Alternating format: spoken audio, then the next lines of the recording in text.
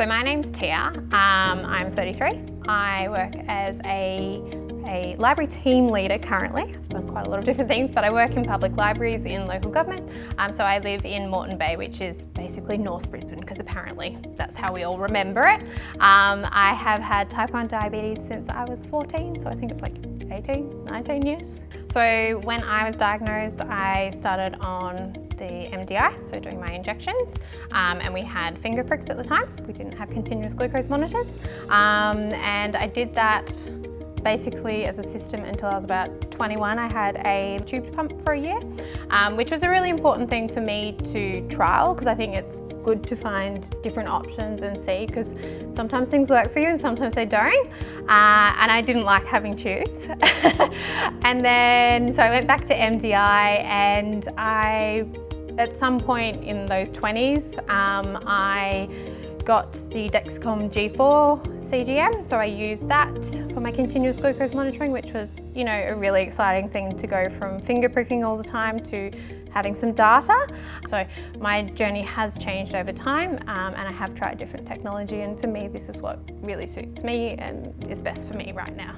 So I always say I would never wish type 1 on someone, and I never would, but I can't change that I have it. And for what it teaches me every day and reminds me every day, because it's there 24/7, I would never take that gratitude away from my life and what it's taught me to do.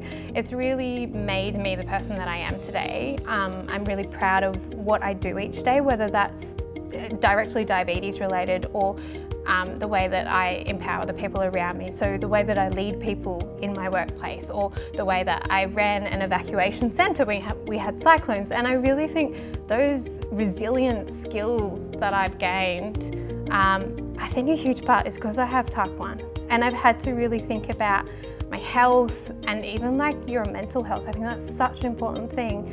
So yeah, look, it's made me who I am, and I'm proud of that. So when you get diagnosed, it is a huge change to your life. It really is. There is a lot of things that happen with a diagnosis. But my best bit of advice would be that advocate for yourself, and you know your diabetes best. So you find an amazing healthcare team that can help support you and find what works for you.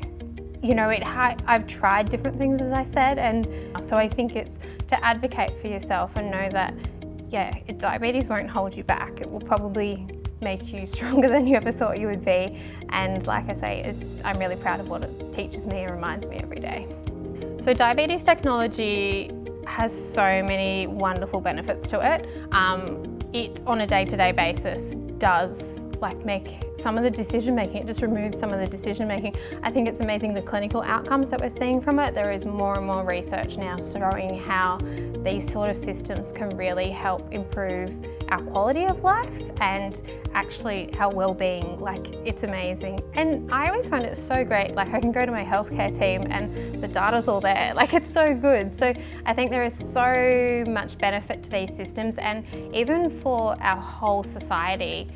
You know, these things are clinically showing to be really beneficial, which in the long term reduces the burden on our healthcare system. So we get to be happier and more well, and it's for everyone around me. It's not just about me, it's about everyone around me, because when you're diagnosed, it's not just you that lives with it, it's anyone that you interact with, whether they like it or not. It's a part of their world now. So that access is really important for everybody, I think, because it's the big picture. It's the chronic nature.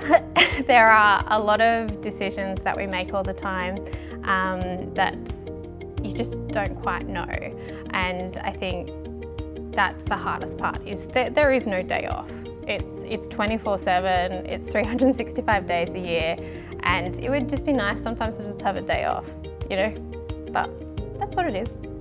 I think I had this moment one time where I just realised that I didn't have to do so much thinking, and it was actually when I was going to sleep. I do remember I was like, oh, have I? And I was like, oh, actually I don't need to remember whether I have or haven't done an injection, because when you're doing something for so many years, you start to just forget whether you have or haven't done something. And it was like the most simplest thing, but I was like, oh, I can just go to sleep right now, and it doesn't matter. I don't need to stay up till 8 p.m. to do my injection.